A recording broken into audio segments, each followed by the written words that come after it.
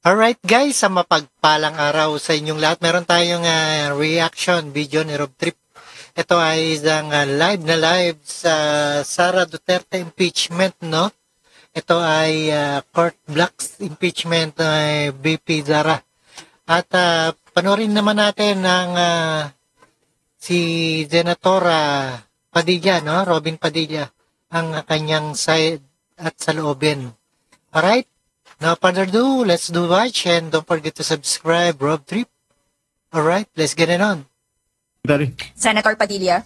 Senator Robin Hood Padilla is recognized to explain his vote. Maraming salamat po, Ginoong Pangulo. A'udhu billahi minash shaitanir rajim. Bismillahirrahmanirrahim. Alhamdulillah rabbil alamin. Bismillahi wa salatu wa salamu ala rasulillahi. Assalamualaikum warahmatullah. Alam niyo po, ito na po siguro ang pinakamaligayang araw sa buhay ko sapagkat makasaysayan. Ako po ay nagpupugay at malalim na paghanga sa isinagawang paliwanag ni Senator Marcoleta, Senator Soto, Senator Ontiveros, Senator Lacson, Senator Pangilinan, Senator Aquino, Senator Pia Alan Cayetano, Senator Rafi Erwin Tulfo, Senator Mig Zubiri. Ang palitan ng mga paniniwala sa plenaryo ay simbolo ng humihinga at buhay na Senado. Nagagawa natin ang kalayaan at kasarinlan. Isang demokrasya na naririnig ang bawat naratibo. Tagahanga po ninyo ako lahat. At alam naman po ninyo, sa maiksing panahon ko rito, ako ay pro-Westminster. At ngayon, system po, system. Yan po yung parang sa UK. At yan po yung nakita ko ngayong araw na ito. Ang lahat ng mga senador ay gising, ang lahat ng mga senador ay nandito, ang lahat ng mga senador ay nagtatrabaho sa ayon sa kagustuhan kong makita ko ang bawat debate at ang bawat opinion ng bawat isa. Kaya nagpapasalamat po ako. Napakagandang araw po nito sa inyong lahat at sa ating lahat. Ngayon, mga kababayan, gusto ko pong malaman ninyo na ako po ay nagbibigay pugay sa lahat ng nanonood sa atin ngayon. Malamang, ang sasabihin ninyo, siyempre si Robin Padilla, ang boto niyan, alam na natin. Mabuti po, alam nyo na. Ang gusto ko lamang pong liwanagin ay ito. Ang nais ko, sana, ay katapusan na nito. Dismissal. Una pa lang po. Bago pa lang po kami na... Oo nga, daming ibang trabaho, no, na dapat trabahuin. Tama naman na si Senator Padilla na i-dismiss na lang ang kaso na yan. Labag na po sa kalooban ko na matuloy ito. Nakita niyo naman po noong nagkasumpaan, talagang ipinaglalaban namin na politika ito. Politika ito At kailangan ng due process. Pero natuloy pa rin po, nag-convene pa rin. Pero hindi pa rin po ako nagsuot ng robe dahil para sa akin ay protesta.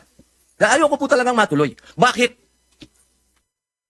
Alright, ayan, bakit tutuloy pa rin, no? Going to be on Bullfrog. Did nobody see the poppycock post? Hindi ba There tuloy was no talaga coffee claps on it. Make sure you check your time on 5. Sa loob po ng matagal na panahon ni Bonifacio, ni Aguinaldo, panahon ni Aguinaldo, ni Quezon, panahon ni Marcos Sr., ni Aquino Sr., ni Aquino Jr., ni Arroyo, Marcos Jr., PRRD Duterte, HOR ngayon, at Vice President Duterte. Hindi na po tayo natapos sa usapin ng politika at yan po ay pinagtibay ng Supreme Court sa kanyang desisyon na sinabi niya mismo, oo, politika lang impeachment, pero hindi kailanman dapat masagasaan nito ang karapatan ng tao. Malinaw at yun po ang pinaglalaban natin at kailangan dumaan sa tamang proseso at yan po ang pinaglalaban natin. Ngayon, mga mahal kong kaibigan, pagkatapos po natin marinig ang bawat punto ng bawat isa, sana po matapos na po ito at harapin na po natin ang mga tunay na problema ng bayan. Katulad... Oo nga, ang daming problema ng bayan, no? Tama naman si Senator. At dapat tuunan ng pansin. Ng sweldo, katulad po ng agrikultura, pagkain, kaguluhan sa West Philippine Sea, sa buong mundo. Ang dami po nating dapat pag-usapan. Total, meron pa naman pong Pebrero, ang sinabi naman po ng Supreme Court, at ang Supreme Court naman po, ang siya naman po dapat na sinasabi ng saligang batas. Malinaw po, matagal po akong ginawang chairman ng constitutional ni dating Pangulo Mig Zubiri. Pinagkatiwalaan niya po tayo, pinag-aralan po natin yan at malinaw sa konstitusyon na ang magpapaliwanag ng saligang batas ay Supreme Court. Kaya sana po, ako'y malungkot talaga. Napunta tayo sa archive. Yung archive, binasa ko pwede pala yan hukayin anytime, kung ano man. So, hindi pa rin tayo natapos. Kaya sana po, i-dismiss na lang, no? Tama naman. At ang boto ko ay yes. Aray. Gusto kong malaman at mailagay po sa lathalan ng Senado na ako'y may reserbasyon dyan. Malaking reservasyon ko dahil gusto ko dismissal. Tapusin na natin to. Hindi pa tayo natapos eh. Total, nasabi na lahat. Oh, ilang oras ang banatan. Pero hindi pa rin natapos.